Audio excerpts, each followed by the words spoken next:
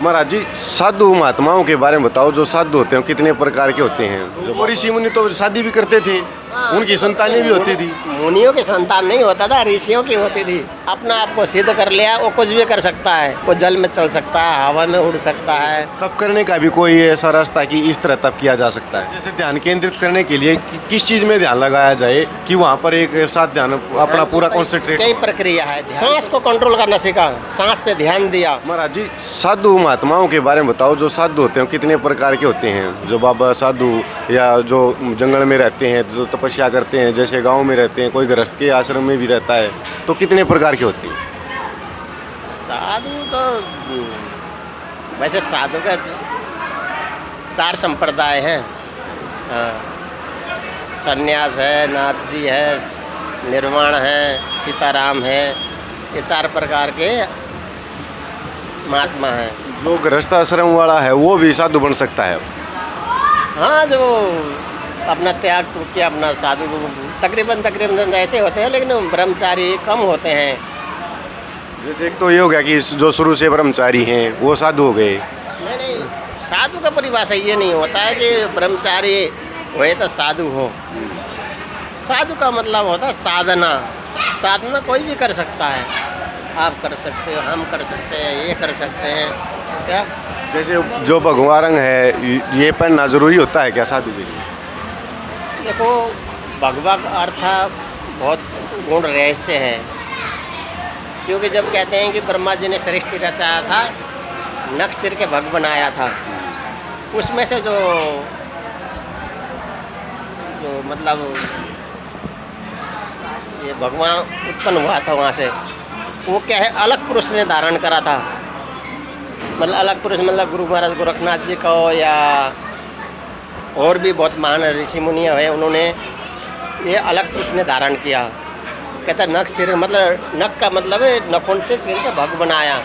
तो आज से पहले 3 सृष्टियाँ हुई।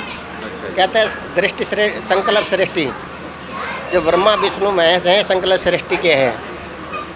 और उसके बाद दृष्टि सृष्टि आ गई, मतलब एक दूसरे को देखते थे, तीसरा जीव उसमें से उत्पन्न होता था, उसको बोलते थे दृष्टि सृष्टि। फिर आ गए ये क्या है, अभी चल रहा है, इसको बोलते हैं मैथुन सृष्टि। क्या, जैसे दूध में से मक्खन निकालते हैं ना, इसी प्रकार से ये सृष्टि है, इसको बोलते हैं मैथुन सृष्टि, मतलब मथना जो अभी चली हुई है। हाँ, ये 3 प्रकार की सृष्टि मैंने सुना है। संकल्प सृष्टि, जिसमें ब्रह्मा विष्णु महेश ये संकल्प द्वारा ही उत्पन्न हुए। जैसे योगी आदित्यनाथ जी हैं, वो फिलहाल राजनीति में भी हैं और योगी भी हैं, तो इस तरह के साधु भी हो सकते हैं क्या? हाँ, आज से नहीं, सदा से होते आई है ये। अच्छा जी। बड़े बड़े ऋषि मुनि हुए हैं। जो ऋषि मुनि पहले होते थे, हाँ, तो वो ऋषि मुनि तो शादी भी करते थे, उनकी संतानें भी होती थी। मुनियों की संतान नहीं होता था, ऋषियों की होती थी। तो ऋषि और मुनियों में क्या difference? मुनियों में ये है, मुनि का मतलब बाल स्वरूप। क्या, अब मुनि एक शाखा भी है, ऋषि मुनि 2 ही हुए इस सृष्टि में। मुनि का मतलब होता है कि ये मतलब बालकपन से जो अगर महात्मा बन गया, उन्हें आखिरी तक ब्रह्मचारी के पालन करा, उसकी गिनती मुनियों में आती है। अब जिसने शादी किया, बाल बच्चे हुए उनके, उसके बाद उन्होंने बैराग होया उनको, फिर उन्होंने तपस्या करी, सिद्ध हो गए, तो वो ऋषि कहलाया करते थे। इस प्रकार से ऋषि मुनि की परंपराएं हैं। तो ऋषि और महात्मा में कोई अंतर नहीं है? जो वो तो कहते हैं ना, जैसे नए नए बच्चे वो संन्यास की तरफ ज़्यादा उनका हो रहा है।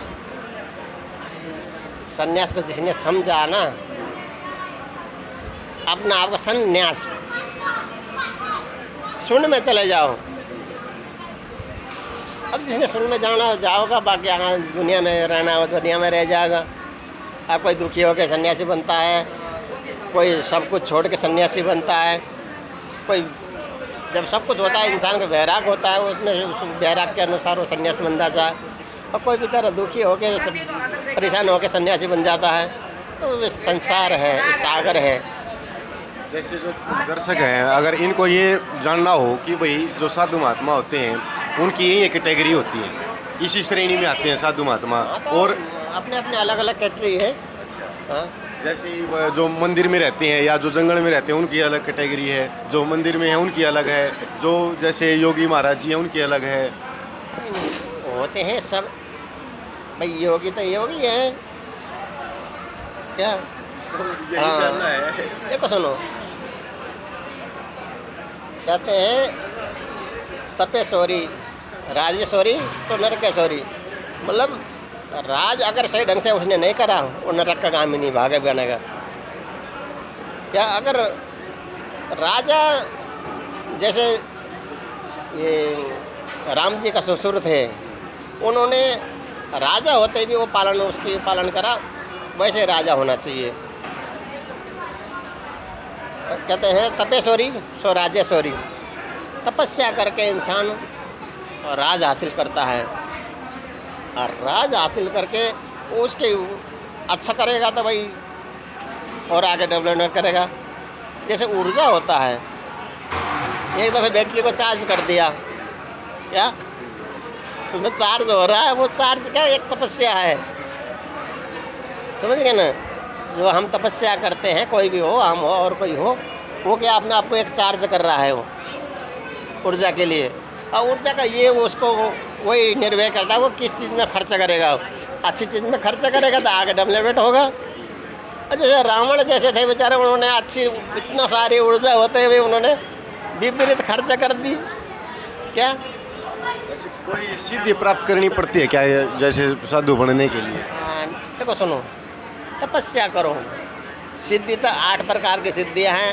मेरे को लगता नहीं कि आज के समय में किसी के पास 8 में से कोई एक के पास ऐसे एक ही सिद्धि हो। सिद्धियों का नाम ही अलग है, काम ही अलग है। जिन्होंने कोई सिद्ध कर लिया, अपना आप को सिद्ध कर लिया, वो कुछ भी कर सकता है क्या। वो जल में चल सकता है, हवा में उड़ सकता है, धरती में समा सकता है, दीवार में से पार हो सकता है। इसमें कोई वो बात नहीं, क्योंकि अपने आप को जिसने जीत लिया वो सब कुछ जीत लिया। तो इसको पाने के लिए अगर कोई पाना चाहे तो कैसे पा सकते हैं? घोर तपस्या करना पड़ेगा, 5 तत्वों को जीतना पड़ेगी क्या। जल को जीतोगे तो जल में समा जाओगे, आकाश को जीतोगे आकाश में समा जाओगे, धरती को जीतोगे धरती में समा सकते हो, अग्नि को जीतोगे अग्नि में समा सकते हो, वायु को जीतोगे तो वायु में परिवर्तन हो सकते हो क्या। हमारे जो 5 तत्व हैं क्या, अगर जिसने इनको कंट्रोल कर लिया वो सब कुछ कर सकता है, उसके लिए कोई मुश्किल काम नहीं है। तप करने का भी कोई ऐसा रास्ता है कि इस तरह तप किया जा सकता है?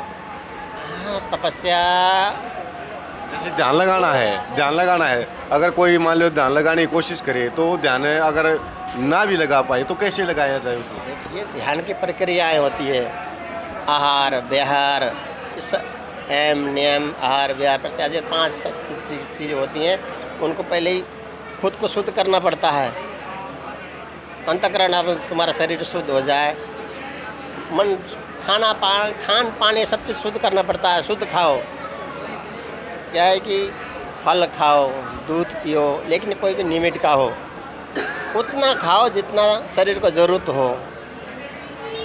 लेकिन अब क्या होता है कि शरीर को ज़रूरत है इतनी की, आदमी खाता है इतना सा क्या, अब वो ध्यान थोड़ी लगा सकता है वो क्या। उसके लिए तो उसी चीज़ का लिमिट का चीज़ चाहिए ना, वहाँ से जाने के लिए।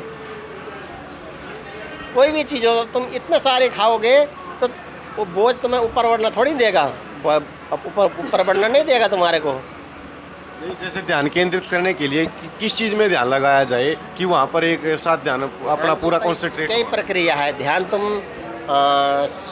सूरज के साथ कर सकते हो, जल के साथ कर सकते हो, एक दिवे के साथ कर सकते हो, ध्यान किसी चीज़ में कर सकते हो तुम। जो हमारी 9 इंद्रियां हैं उनको जागृत करने के लिए तो भी तब करना पड़ेगा? नहीं, 10 इंद्रियां हैं, 9 इंद्रियां नहीं। हाँ हाँ, तो बता सकते हो कौन सी हैं? हाँ, ज़्यादा 5 ज्ञान इंद्रिय है, 5 कर्म इंद्रिय है क्या, बहुत सी चीज़ें हैं। तो इसके लिए क्या है कि अच्छा गुरु जिसको इस चीज़ के ज्ञान हो वो इस मार्ग में ले जा सकता है। ये सब सांस की प्रक्रिया है